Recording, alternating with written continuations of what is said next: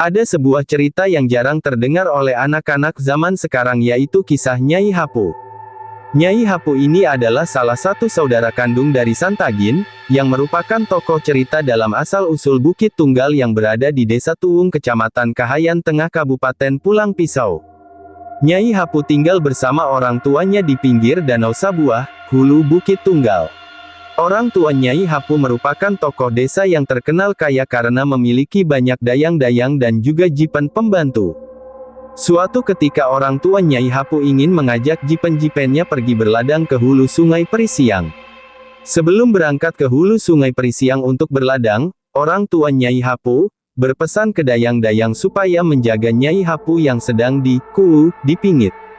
Jangan keluar rumah ataupun turun ke danau, pesan bapak Nyai Hapu. Iya, juragan, jawab para dayang-dayang tunduk. Setelah keberangkatan bapaknya, Nyai Hapu merasa bosan dan ingin menyusul ke ladang orang tuanya. Ia pun membujuk dayang-dayangnya untuk mendayung ke hulu Sungai Perisiang. Namun, dayang-dayang menolak. Mendengar dayang-dayangnya menolak, Nyai Hapu pun marah dan memaksa, karena dipaksa akhirnya luluhlah hati dayang-dayang dan mereka pun mendayung perahu ke hulu Sungai Perisiang. Di tengah perjalanan, tepat di daerah Tumbang Sahai, tiba-tiba perahu rombongan Nyai Hapu diterjang ombak yang berputar-putar membentuk lingkaran pusaran air. Perahu mereka pun terbalik, dayang-dayang terhempas ke pinggir sungai dan berusaha berenang menyelamatkan diri. Tapi, Nyai Hapu ditelan oleh pusaran air dan tidak ditemukan oleh dayang-dayang. Dengan perasaan takut, dayang-dayang berjalan menyusuri pinggir danau dan kembali ke Bukit Tunggal.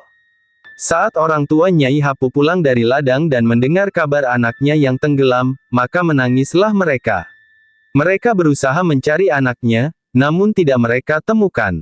Berhari-hari, hati orang tua Nyai Hapu dirudung duka mendalam. Hingga pada suatu malam, ayah Nyai Hapu bermimpi. Dalam mimpinya, ia ditemui oleh sesosok laki-laki tampan rupawan yang merupakan jelmaan Jata, buaya gaib penghuni Labehu Tumbang Sahai. Jata pun berkata, "Jangan khawatir, Nyai Hapu baik-baik saja. Ia sekarang tinggal bersamaku di istanaku. Dia ku ambil sebagai istriku. Dia hidup, hanya saja, dunianya sekarang berbeda dengan dunia kalian. Kembalikan anakku. Aku mohon," pinta ayah Nyai Hapu memohon kepada Jata. "Tidak mungkin, aku mengembalikan istriku kepadamu," jawab Jata. "Aku akan memberikanmu kebun rotan di Tumbang Sahai sebagai palaku, mahar adat anakmu Nyai Hapu. Namun ingat pesanku ini, kebun rotan itu jangan dipanen untuk diperjualbelikan. Rotan itu hanya bisa dipanen untuk dijadikan tali untuk menangkap, memancing buaya, tali sakang, yang memangsa manusia," pesan Jata. Bapak Nyai Hapu terbangun dari tidurnya karena ayam jantan berkokok pertanda hari sudah pagi. Antara percaya dan tidak percaya, Bapak Nyai Hapu di pagi hari itu, menceritakan mimpinya kepada istrinya dan berencana untuk mendayung ke arah Tumbang Sahai. Setelah matahari muncul di ufuk timur, segeralah Bapak Nyai Hapu mendayung ke arah Tumbang Sahai. Betapa terkejutnya dia, daerah yang selalu dilewatinya dan tidak pernah ada kebun rotan, tiba-tiba ditumbuhi kebun rotan yang sangat lebat. Hati Bapak Nyai Hapu pun menjadi tenang. Walaupun tidak dapat lagi bertemu anaknya, paling tidak, anaknya masih hidup di dunia yang berbeda. Sekarang kebun rotan itu masih ada di Desa Tuwung dan disebut, Kebun Uwei Nyai Hapu. Uwei sama dengan rotan oleh masyarakat setempat.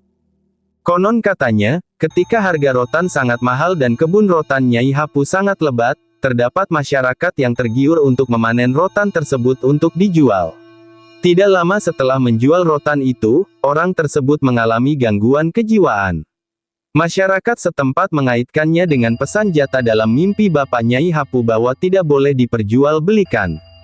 Hingga saat ini, kebun Uwei Nyai Hapu, bagi sebagian orang dipercaya sebagai tempat keramat.